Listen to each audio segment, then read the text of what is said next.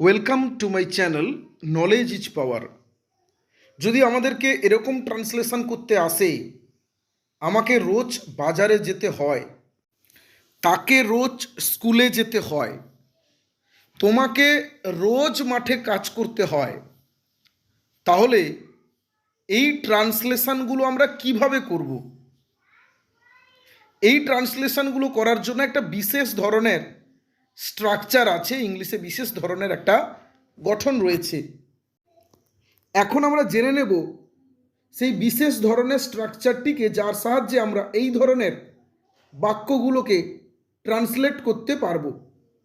তবে তার আগে একটা ছোট্ট রিকোয়েস্ট, আমার এই চ্যানেলটিকে ভালো লাগলে অবশ্যই লাইক, শেয়ার এবং সাবস্ক্রাইব করে দেবেন।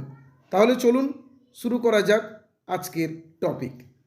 প্রথমে আমরা স্ট্রাকচারটিকে জেনে নেব।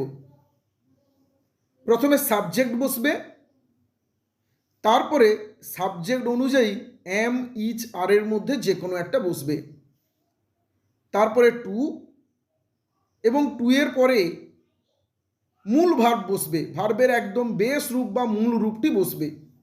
মনে রাখতে হবে এটি কিন্তু একটি ইনফিনিটিভ, টু প্লাস ভার্ব। তারপরে অন্যান্য অংশ বসবে। তাহলে গঠনটা হলো সাবজেক্ট, অ্যামিজার, টু প্লাস মূল ভার্ব প্লাস অন্যান্য অংশ। তাহলে এখন আমাদের জেনে নিতে হবে কোথায় এম বসে, কোথায় ইজ বসে এবং কোথায় আর বসে। আমরা যারা মোটামুটি ইংরেজি জানি তারা অ্যামিজারের ব্যবহার জানি, কিন্তু যারা একদম আমরা জানি না, আমাদেরকে অবশ্যই এটা জেনে নিতে হবে। তাহলে চলুন জেনে নিই কোথায় এম, কোথায় ইজ, কোথায় আর বসে। সাবজেক্ট হিসেবে মূলত নাউন বা প্রোনাউন ব্যবহৃত হয়।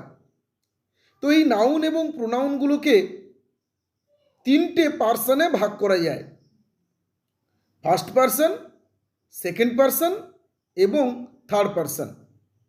আমি, আমরা ফার্স্ট পার্সন, তুমি, তোমরা সেকেন্ড পার্সন।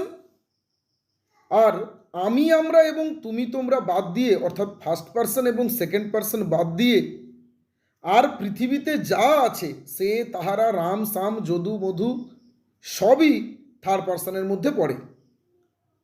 আবার নাউন এবং প্রোনাউনগুলোকে দুটি বচনে বিভাজিত করা যায়, নাম্বারে বিভাজিত করা যায়। ইংলিশে দুটি নাম্বার রয়েছে, সিঙ্গুলার নাম্বার এক বচন, একটি বোঝালে সিঙ্গুলার নাম্বার, এবং একের বেশি বোঝালে প্লুরাল নাম্বার বা বহু বচন। এখন ফার্স্ট পার্সন এবং সিঙ্গুলার নাম্বার অর্থাৎ আই, তারপরে এম বসে। ফার্স্ট পার্সন প্লুরাল নাম্বার অর্থাৎ আমরা, উই, তারপরে আর বসে। ইউ সেকেন্ড পার্সন তুমি, ইউর পরে আর বসে। আবার তোমরা, সেটাও ইউ, তারপরেও আর বসে। আমি এখানে লিখেছি হি, ইজ, এবং ঘরটা হচ্ছে থার্ড পার্সন এবং সিঙ্গুলার নাম্বার অর্থাৎ এক বচন। মনে রাখতে হবে থার্ড পার্সন এবং সিঙ্গুলার নাম্বার হলে ইজ বসে, থার্ড পার্সন প্লুরাল অর্থাৎ বহু বচন হলে আর বসে। দে আর, হি ইজ, দে আর। তো রাম যদি থাকে, রামও থার্ড পার্সন এবং এক বচন, তাই ইজ বসবে। কিন্তু যদি রাম অ্যান্ড স্যাম থাকে, Ram and Sam third person, কিন্তু এটা প্লুরাল নাম্বার বা বহু বচন, তাই আর বসবে। আশা করি সবার বোঝা গেছে। তাহলে আমরা মূল ট্রান্সলেশনে চলে যাই। আমাকে রোজ বাজারে যেতে হয়। একটা কথা মনে রাখতে হবে, এই যে গঠনগুলো, আমাকে রোজ বাজারে যেতে হয়, তাকে প্রত্যেক দিন স্কুলে যেতে হয়, একটু যদি মার্ক করি দেখতে পাবো এগুলো কিন্তু আমাদের বর্তমান কালের অভ্যাস বোঝাচ্ছে। আমাকে রোজ বাজারে যেতে হয়, প্রতিদিনই আমাকে বাজারে যেতে হয়, এটা বর্তমানের অভ্যাস। তাকে রোজ স্কুলে যেতে হয় অর্থাৎ এটা বর্তমান, তাকে এই কাজটি প্রতিদিনই করতে হয়, এটা বর্তমানের অভ্যাস বোঝাতে এই ধরনের গঠনটি ব্যবহার করা হয়।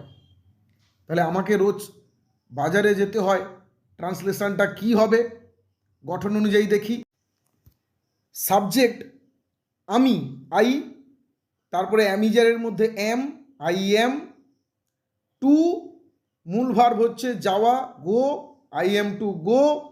এরপরে অন্যান্য অংশ বাজারে, টু দ্য মার্কেট, বাজারের দিকে, তাই টু প্রিপোজিশনটা বসেছে, টু দ্য মার্কেট। আর রোজ মানে প্রত্যেক দিন, ডেলি, তাহলে ট্রান্সলেশনটা হলো I am to go to the market daily. একইভাবে পরের ট্রান্সলেশনটি কি হবে? তাকে রোজ স্কুলে যেতে হয়। সাবজেক্ট তাকে মানে সি, হি, অ্যামিজারের মধ্যে ইজ বসে, হি ইজ। টু তারপরে মূল ভাব যাওয়া, গো, টু গো। অন্যান্য অংশ স্কুলে, to the school. Rose, daily, তাহলে কি হলো? He is to go to school daily. পরের ট্রান্সলেশনটা দেখে নি একইভাবে সূত্র অনুযায়ী।